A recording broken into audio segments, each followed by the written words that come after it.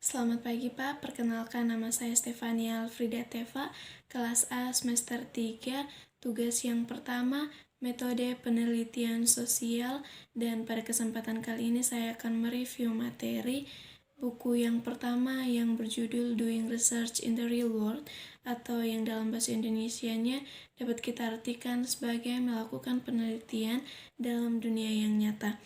Dalam buku ini dirancang untuk memperkenalkan kepada kita beberapa metodologi penting berupa pendekatan dan juga alat penelitian agar ketika kita melakukan penelitian kita mempunyai referensi yang jelas untuk mencari tahu arti dan juga kebenaran yang sesungguhnya. Di dalam penelitian ini juga kita akan mengeksplorasi beberapa filosofi dan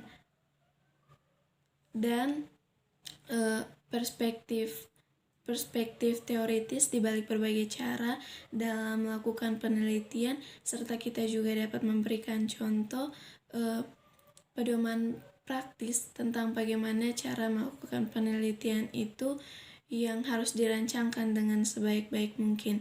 Di dalam buku ini juga membahas tentang strategi penelitian dan metode untuk membantu kita dalam mengembangkan keterampilan untuk merancang dan juga melakukan penelitian.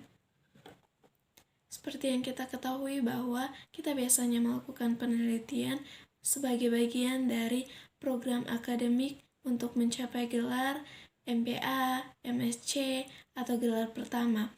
Dan juga seperti pekerjaan seseorang yang mengharuskan ia atau memungkinkan ia untuk melakukan penelitian dalam rangka mencapai suatu kebenaran yang sesungguhnya. Penelitian dalam konteks ini diartikan sebagai upaya sistematis dan terorganisir untuk menyelidiki masalah yang membutuhkan pemecahan solusi. Maka dari itu, organisasi penelitian seringkali berpikir keras untuk bagaimana caranya menemukan jalan keluar dari setiap persoalan pada penelitian yang mereka lakukan. Penelitian dipandang semakin penting dalam pertumbuhan organisasi dan konteks. Istilah globalisasi seringkali digunakan orang untuk dapat menggambarkan keadaan dunia yang sedang berkembang, semakin terintegrasi dan terikat antara satu dengan yang lain dan organisasi internasional. Di dunia yang mengglobal ini, perubahan bisnis dan pekerjaan lingkungan telah menjadi sesuatu yang cepat, menyebar, dan abadi. Sebagai salah satu contoh, kita dapat melakukan penelitian dan mengembangkan hubungan antara pasar dan juga rantai pasokan. Sebagian besar organisasi berwawasan ke depan juga telah menyadari kebutuhan akan multi tenaga kerja, terampil dan gesit dalam pekerjaan. Dalam konteks melakukan riset di dunia nyata, dalam menghadapi dunia yang lebih kompetitif ini, dinamis dan tidak pasti, sebuah pengetahuan metode penelitian penting karena membantu orang dalam organisasi untuk memahami, memprediksi, dan mengontrol lingkungan internal yang ada di dalam dan juga eksternal yang ada di luar. Contoh topik dalam penelitian dalam dunia nyata yaitu yang pertama, mengapa orang tidak membeli kertas yang didaur ulang. Yang kedua, bagaimana waktu respon pusat panggilan dan kualitas umpan balik untuk pertanyaan pelanggan dapat ditingkatkan. Yang ketiga, pelatihan kesadaran disabilitas, apakah itu mengubah sikap seseorang? Lalu dengan beberapa contoh pertanyaan atau contoh topik dalam penelitian tersebut, bagaimana cara kita untuk menangani bidang penelitian semacam ini?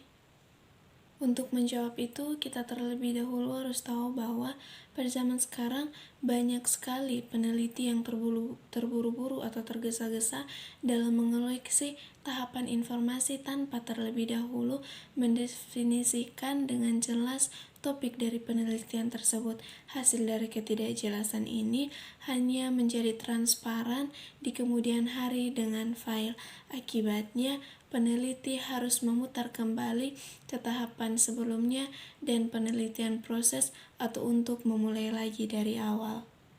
Penjelasan selanjutnya adalah mengenai alasan deduktif dan juga induktif. Yang pertama adalah proses deduktif. Proses deduktif ini bergerak menuju pengujian hipotesis. Setelah itu prinsip ini akan dikonfirmasi, dibantah, dan juga dimodifikasi. Hipotesis ini menyajikan dua pernyataan untuk mencari tahu apakah ada hubungan keterkaitan antara dua hipotesis ini atau tidak. Yang kedua adalah proses induktif. Proses induktif ini perencanaan yang dibuat untuk guna pengumpulan data. Setelah itu, data ini akan dianalisis untuk melihat apakah ada pola yang muncul yang menunjukkan hubungan di antara keduanya atau tidak. Untuk itu akan ada dua penggabungan metode deduktif dan induktif. Dan pada bagian ini juga akan membahas cara menganalisis data secara deskriptif statistik dan penggunaan beberapa teknik statistik inferensial dasar.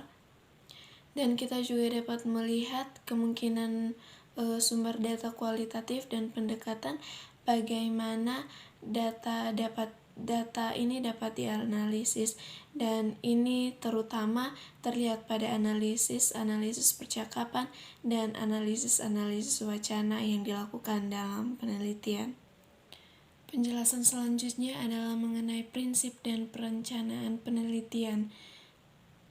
Dengan melakukan pendekatan penelitian, teori diuji melalui observasi atau penelitian yang mengarah ke pemalsuan dan discharging teori atau untuk penciptaan hukum yang belum dipalsukan. Ilmu pengetahuan normal terdiri dari memperluas pengetahuan tentang fakta-fakta yang saran paradigma sangat penting dan memperluas kecocokan di antara keduanya untuk mencari sesuatu yang benar-benar terjadi, atau pada umumnya kita melakukan penelitian untuk mencari tahu kebenaran yang sesungguhnya.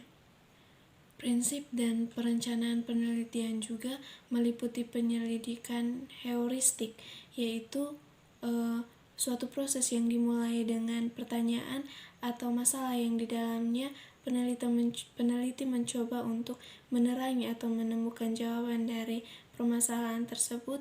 Untuk pernyataan itu sendiri biasanya berfokus pada masalah yang telah timbul, masalah pribadi diri sendiri. Yang berikut adalah studi eksploratif, deskriptif, dan eksplanatori. Yang pertama, studi eksplorasi. Seperti namanya, studi eksplorasi berusaha untuk mengeksplorasi apa yang terjadi dan untuk menanyakan pertanyaan tentangnya. Mereka sangat berguna ketika tidak cukup diketahui tentang suatu fenomena. Sebuah studi eksplorasi kemudian dapat membantu untuk memutuskan apakah itu layak untuk diteliti atau tidak. Yang berikut adalah studi deskriptif. Menurut Hendrik et al., tujuan dari studi deskriptif adalah untuk menggambarkan suatu fenomena sebagaimana yang telah terjadi secara alami. Ini mungkin memang dengan murni deskriptif, atau misalnya tingkat dan sifat kejahatan di antara anak-anak yang berusia 16-21 tahun. Tetapi itu mungkin juga terdiri dari studi normatif, membandingkan data dengan beberapa standar, misalnya membandingkan pengguna narkoba dengan standar hukum, klasifikasi obat, kasion untuk mengukur keseriusan kejahatan. Yang berikut adalah studi penjelasan. Beberapa penelitian juga dapat bersifat korelatif dengan penekanan dalam penemuan hubungan kausal antar variabel. Jadi kita bisa menentukan hubungannya antar penggunaan narkoba, dan variabel lainnya seperti kelas sosial, pekerjaan, sifat, dan obat-obatan lainnya. Demikian presentasi dari saya dalam mereview materi buku yang pertama, Doing Searching in the Real World. Terima kasih.